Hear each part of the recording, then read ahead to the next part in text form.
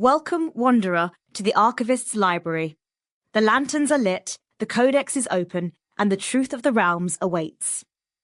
Episode 5, The Forging of the Hammer. In the beginning, there was the spark. Not light as mortals understand it, but possibility itself, burning with the heat of creation. And from that spark came the first substance to ever exist. Starmetal, the foundation of everything that would follow. Indeed. The spark condensed, layer upon layer, until it became something solid, something real. A molten core of pure creation, waiting to be shaped. But shaped by what? The Void had no understanding of form, no concept of creation. How did this molten core become the hammer? That is where the Codex enters our tale. Remember, the Codex was born from the sparks unfolding, those fragments of radiant possibility that spiraled and fused into runes. The self-writing engine of possibility. It could see what could be, what might be. Precisely. And the Codex saw something the Void could not, that creation required not just possibility, but manifestation. The ability to make the imagined real. So the Codex shaped the Starmetal? The Codex wrote the runes, the earliest runes, older than time itself. These runes settled into the molten Starmetal like seeds taking root in fertile ground. And from those runes, the hammer took shape.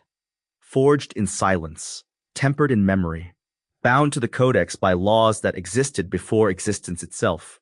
The hammer emerged not as a weapon, but as an instrument. An instrument of what? Of manifestation. Where the Codex dreamed, the hammer could make real.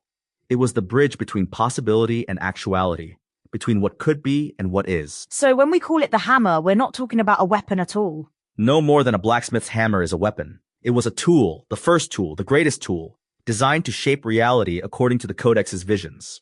But tools can be misused. The Void tried to wield it, didn't it? The Void's greatest mistake.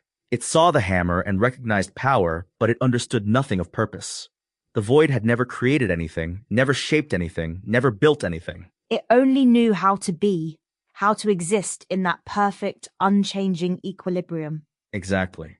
And when the spark fractured that equilibrium, when the Codex showed it futures it could not control, the Void panicked. It reached for the hammer, thinking it could use force to restore what it had lost. But you can't restore equilibrium through force. That's not how creation works. The Void learned this truth in the most catastrophic way possible. When it struck with the hammer, it did not restore anything. Instead, it shattered reality itself. The first sundering. The birth of the 9 realms. One strike. One moment of the Void trying to impose its will through an instrument it could never understand. And instead of one unified creation, reality fractured into 9 scattered fragments. Each realm carrying a different echo of the first spark. Lightforge with its radiance, Stormreach with its tempests, Flameborn with its rebellion. And one realm that could not survive the fracturing, the unstable shard, which collapsed the moment it was born. From which came the eternal Voyager, the being outside the Codex's script. The fracture the universe could not contain, born from a realm that never should have existed, carrying a spark that defied all prediction. And the hammer? What happened to it after the shattering? The hammer withdrew. It had been used for destruction when it was meant for creation. It had been wielded by ignorance when it required understanding. It went dormant. Waiting. The hammer would not wake again until someone who truly understood its nature could claim it. Someone who existed outside the patterns that had led to the shattering. The Voyager. The one being the Codex couldn't write. The one the Void couldn't predict. In time, yes. But that is a tale for future transmissions. For now, understand this. The hammer was never humanity's enemy. It was creation's greatest gift, waiting for someone worthy to wield it properly. A tool of building, not breaking. The universe's first construction implement, designed to manifest the Codex's visions, to bridge the gap between dream and reality. But it required understanding. It required someone who grasped not just its power, but its purpose. The Void possessed infinite power, but no comprehension of creation. The hammer could not respond to such wielding. It was like trying to paint with a sword or write with a boulder. The wrong tool for the wrong purpose, wielded by the wrong being.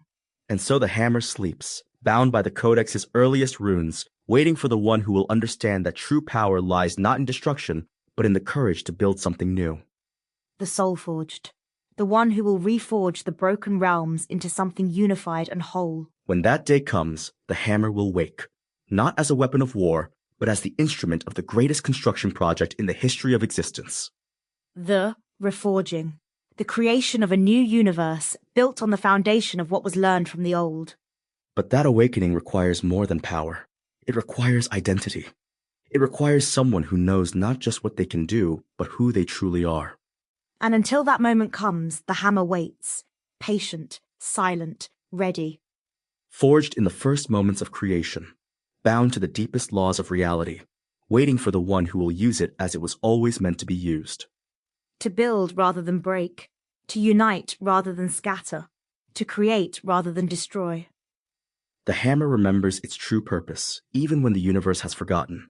And when the time comes, it will teach that purpose to the one worthy to wield it, the tool that will reshape existence itself.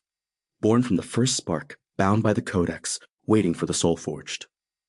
In our next transmission, we shall speak of the Void's first fear, the moment it realized that its attempt to control creation had only made it stronger. The birth of something the Void could never predict or contain. Until the next transmission, Wanderer, keep your spark close. The Void is listening.